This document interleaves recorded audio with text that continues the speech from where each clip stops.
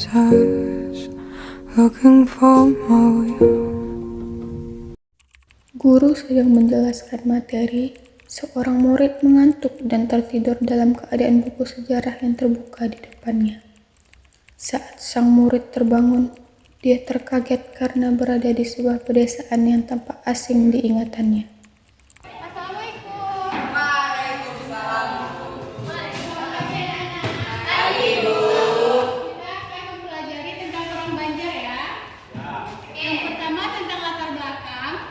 Latar belakang pertama yaitu munculnya konflik perebutan tahta Kesultanan Banjar. Yang kedua, rakyat menjadi sasaran eksploitasi dari Belanda. Yang ketiga, sikap sewenang-wenang dari Jadilah yang ditunjuk Belanda sebagai Sultan Banjar. Apakah ada yang ingin ditanyakan? Lah, aku di mana ini? Permisi, Bu. Kenapa, Dik? Iya loh, muka ikan kelihatan bingung. Saya tidak mengerti. Walah, mereka tuh nanya, ada apa deh? Kok mukanya kayak bingung gitu? Kamu bukan warga sini toh? Nah, ini di mana, Bu? Wah, itu di Banjar, tapi kamu lagi di desanya. Hah? Banjar?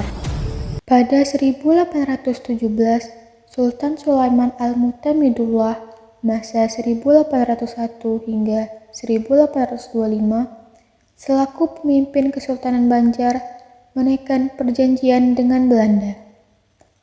Isi perjanjian tersebut adalah penyerahan wilayah Kesultanan Banjar kepada Belanda. Tanggal 4 Mei 1826, Sultan Adam Al-Watsik Billah masa 1825 hingga 1857, penerus Sultan Sulaiman juga melakukan perjanjian dengan Belanda dengan menyisakan wilayah Kesultanan Banjar yaitu Hulu Sungai, Martapura, dan Banjarmasin. Wilayah yang semakin sempit ini menjadi masalah dalam kehidupan sosial ekonomi Kesultanan Banjar. Kematian mendadak putra mahkota Abdul Rahman pada 1852 menambah runyam persoalan tersebut. Sepeninggalan Sultan Adam yang wafat pada 1857, ada 3 kandidat penerus tahta Kesultanan Banjar, yaitu Pangeran Hidayatullah II, Pangeran Anom, dan Pangeran Tamjidillah II. Pangeran Hidayatullah II didukung oleh pihak istana dan sudah mengantongi surat wasiat dari Sultan Adam. Pangeran Anom dijagokan sebagai Mangkubumi atau Perdana Menteri, dan Tamjidillah II didukung oleh Belanda. Belanda secara sepihak menobatkan Pangeran Tamjidillah II sebagai Sultan Banjar di Martapura pada 3 November 1857. Setelah dinobatkan, Sultan Tamjidillah II melakukan penghapusan hak-hak istimewa kepada saudara-saudaranya, yakni Pangeran Hidayatullah II dan Pangeran Anom. Sultan Tamjidillah II menganggap tidak ada surat wasiat dari Sultan Adam yang dikantongi Pangeran Hidayatullah II.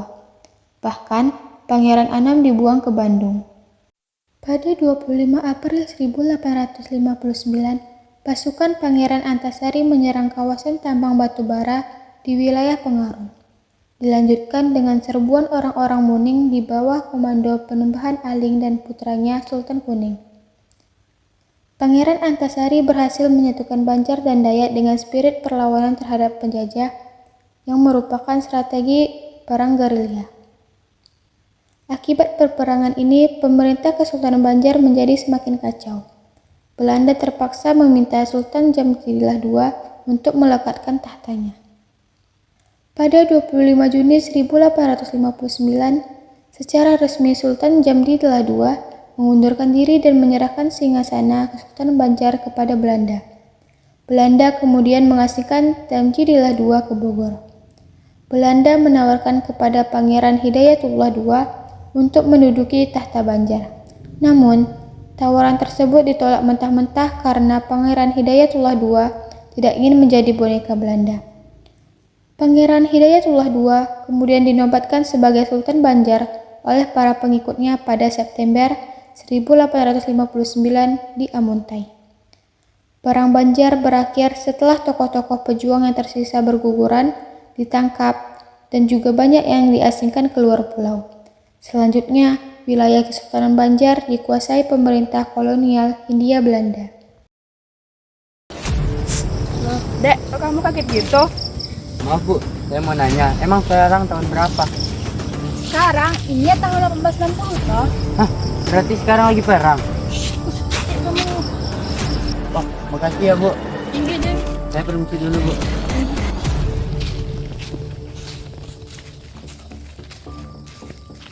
Berhenti kamu. Siapa kamu? Ada apa bertemu? Kamu pasti dari Belanda ya? Hah, saya bukan. Ada penyusup. Paduka, ada orang Maitai dari Belanda sini. Mana inya? Aku akan melawan Pangeran Hidayatullah II dulu. Yang mengurusinya.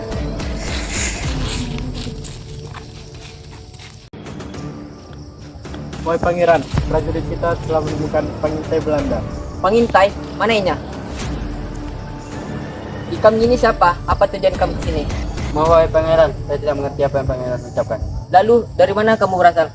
Saya berasal dari daerah Riau. Saya saja tidak tahu bagaimana saya bisa berada di sini. Jadi kamu bukan utusan Belanda? Bukan pangeran. Kalian menangkap orang yang salah. Bawa dia pergi.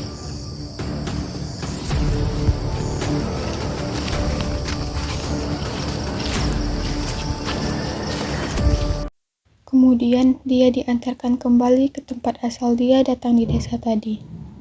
Ia tidak tahu bagaimana caranya ia pulang. Tiba-tiba, ia sudah terbangun dan sudah berada di dalam kelas.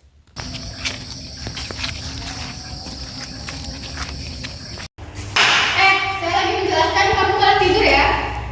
Hah, udah balik. Mangangza. Nyawanya udah balik. Enggak, tadi aku Banjar. Aku kira urusan Belanda.